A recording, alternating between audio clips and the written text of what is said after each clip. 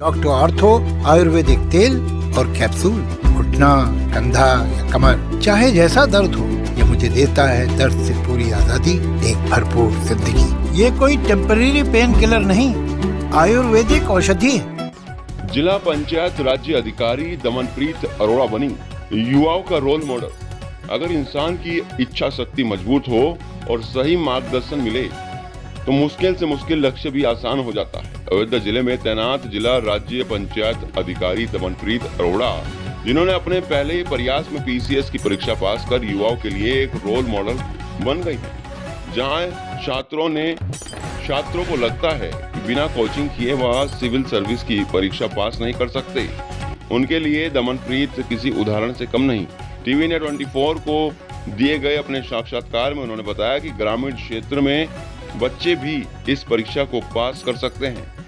12वीं के बाद का समय तैयारी के लिए सबसे उपयुक्त समय है। आइए देखते हैं इस पर जिला राज्य पंचायत अधिकारी दमनप्रीत अरोड़ा ने क्या कहा। आपका पारस न्यूज़ में स्वागत है। Thank you. और मैम आपको अयोध्या में आने के लिए बहुत बहुत धन्यवाद। Thank you. अच्छा मैम, मैं आपसे एक छोटी सी जानकारी ये चाहता हूँ कि जैसे आपने अभी बताया कुछ देर पहले कि आपकी अभी न्यू ज्वाइनिंग है और आप फर्स्ट अटेम्प्ट में ही पीसीएस क्वालिफाइड कर लेंगे, तो आपको पीसीएस में आने के लिए या पढ़ाई के पीरियड में क्या आपका मोटिव था कि पीसीएस में ही जाना है या किसी और में? किस तरह से आपने पढ़ाई किया और किस तरह से तैयारी की, थोड़ी सी आप जानकारी देंगे जिससे ग्रामीण क्षेत्र के, क्योंकि आपका पंचायती राज डिपार्टमेंट के विभाग भी है, तो वहाँ के लोगों का थोड़ा सा मार्गदर्शन मिले। मेरा नाम दमनप्रीत अरोड़ा है। मैं पीसीएस 2020 बैच की डिस्ट्रिक्ट पंचायत राज ऑफिसर हूँ। तो मैंने तैयारी कॉलेज के टाइम पे स्टार्ट कर दी थी, तो खुद ही सेल्फ स्टडी के माध्यम से बेसिक एनसीईआरटीज़ पढ़ी और उसी के थ्रू मैंने सारी अपनी नॉलेज गेन करी, टेस्ट सीरीज़ दी और फर्स्ट अटैम्प्ट में मैंने पीसीएस 2020 का एग्ज़ाम दिया और वो क्लियर हो गया।